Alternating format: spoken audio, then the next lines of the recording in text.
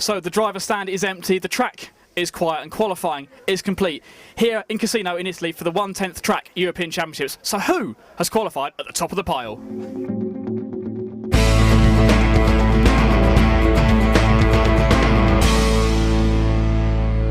Well, after 4 very hot rounds of qualifying, it turned out that the round on Thursday evening in the cooler conditions was the rocket round of qualifying, and in that round it was Alessio Mazzeo who set the fastest time and holds TQ at this European Championships.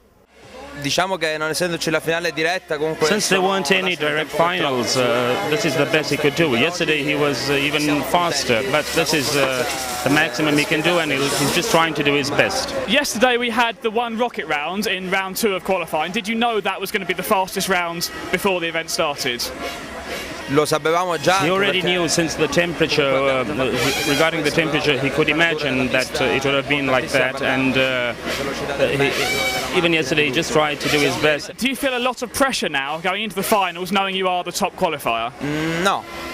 Well, he doesn't feel much pressure. He's only afraid that he might make a mistake himself. Second overall, how did your qualifying go? Sono andate molto bene. He is very happy and that everything was going good. He tested a lot, and he will see tomorrow how it works, and so I think all the team is happy.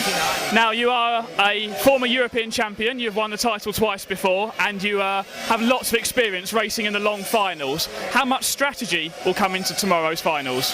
Ogni gara ha storia a sé. Every race is a new race, and he will see of the strategy, and he will think tomorrow how happened everything. But every race is another. So Jens Groskamp, after 2 very hot and sweaty days of qualifying, qualified 3rd overall, and it all came down to that rocket round yesterday evening, really, didn't it? Yes, exactly. I knew already the second run going to be the fastest one, and I wasn't sure about the setup because the traction was so much higher. So I went kind of safe, and also on the end it actually got just almost dark, and it was hard to see other people come out of the pit lane, and I had some trouble with the back marker, and then I missed the TQ by only 0.2 seconds.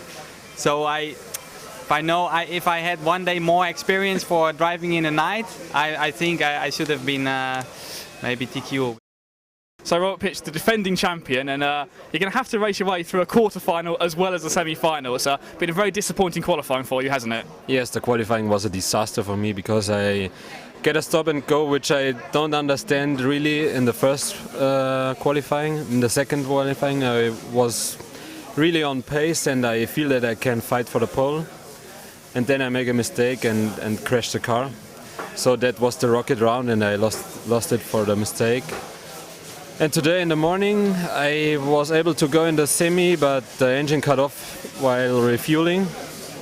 And in the last one it was too hot, so I wasn't able to go in the semi-final. I think the luck from Portugal was not with me here. So Robert will have to bump up from the quarter-finals to the semi-finals into the main final if he wants to defend his European title, just as all the drivers around us will want to try and do as well. They want to bump their way up through the finals ladder. If you want to see the full story of qualifying, find all the action from all of the heats, you can do on the RC Racing TV archive at rcracing.tv. But don't forget, the guys we've just spoken to, they're only at the top of the semi-finals. They've got to work their way into the main final as well. Who's going to be in the main final? Who's going to win it? We don't know. You can follow all the action from all the finals live at EFRA.ws and rcracing.tv.